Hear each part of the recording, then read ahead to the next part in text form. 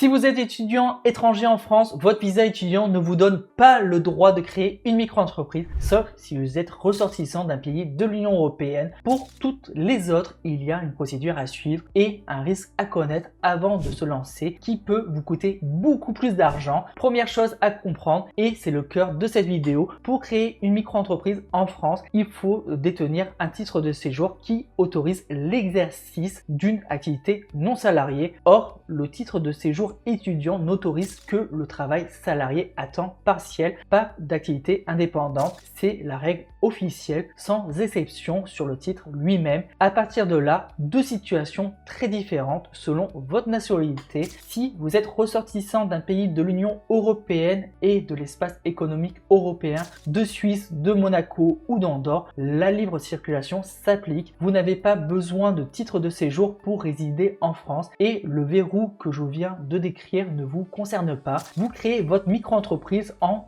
étant étudiant français dans les mêmes conditions et avec les mêmes pièces qu'un Français. Si vous êtes ressortissant d'un autre pays, vous êtes dans le régime du droit commun des étrangers et là, votre titre étudiant est un blocage. Pour lancer votre micro pendant vos études, il vous faut faire une démarche supplémentaire. On y vient dans un instant. On commence par la procédure pour les ressortissants Union européenne, Suisse, Andorre, Monaco. Pour cette première catégorie, c'est la procédure standard d'un Français. Vous allez sur le guichet unique des formalités géré par l'INPI. Vous créez votre compte, vous remplissez la déclaration en ligne avec votre adresse française, la nature de votre activité, la date de début et vos options fiscales. Côté pièces, vous fournissez votre pièce d'identité ou votre passeport et un justificatif de domicile français ou de votre société de domiciliation si vous voulez cacher votre adresse perso. C'est tout, pas de pièces supplémentaires liées à un titre de séjour puisque la libre circulation vous en dispose. Vous recevez votre numéro sirène et votre SIRET en quelques jours et vous êtes affilié automatiquement au régime micro-social URSSAF. Vous pouvez démarrer. Pour faciliter la création et pour avoir une garantie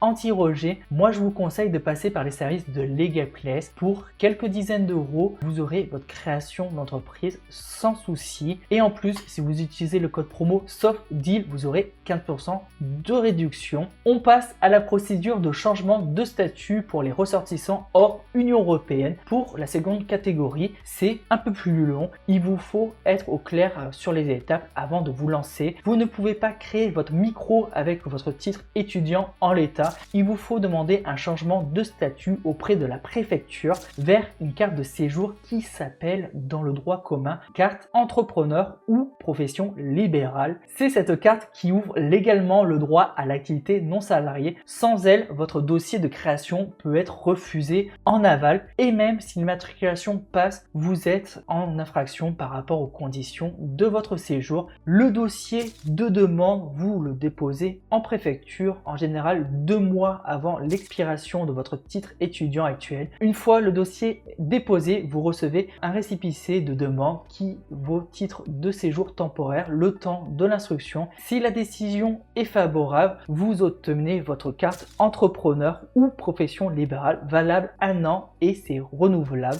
C'est à partir de là que vous pouvez immatriculer votre micro sur le guichet unique de l'INPI ou via LegalPlace par exemple si vous voulez une garantie anti-rejet pour être certain de commencer au plus vite. Maintenant, le point qu'il faut absolument anticiper parce qu'il ne se voit pas dans la procédure et qu'il revient un peu plus tard. Une fois votre carte entrepreneur obtenue, elle est valable 1 an. À l'issue de cette année, vous devez faire ce renouvellement et ce renouvellement n'est pas automatique. La préfecture évalue la viabilité économique de votre micro-entreprise. Si le chiffre d'affaires généré est trop faible ou s'il estime que l'activité ne peut pas vous faire vivre, le renouvellement peut être refusé. Et là, deux conséquences en cascade. Vous perdez votre carte entrepreneur, donc donc votre droit d'exercer en indépendant et vous ne pouvez pas non plus revenir au titre étudiant parce que vous avez changé de statut et que vos études ont en généralement déjà avancé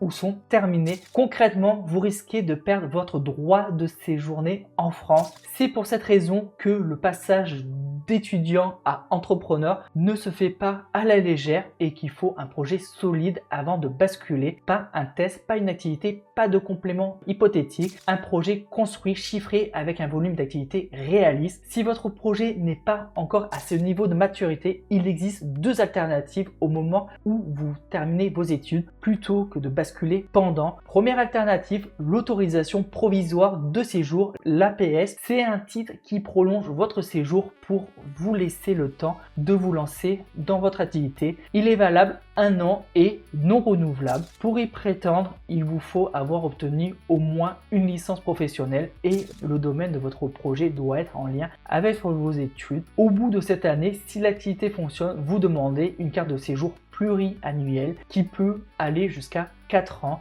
C'est la voie la plus accessible quand on sort tout juste d'un diplôme. Deuxième alternative, le passeport talent. Le seuil et les conditions à jour sont à vérifier au moment de votre démarche, mais le principe est qu'il s'adresse à des projets d'entreprise plus structurés avec un investissement significatif et un caractère innovant ou à fort potentiel. C'est une voie plus exigeante qui n'est pas adaptée à tous les micro-entreprises de prestation de services classiques. Maintenant que vous savez comment créer votre micro-entreprise en tant qu'étudiant étranger en France, regardez cette vidéo qui vous explique les 10 erreurs fiscales qui coûtent le plus cher en micro-entreprise parce que c'est la suite logique une fois que votre numéro SIRET est arrivé. Je vous dis à tout de suite.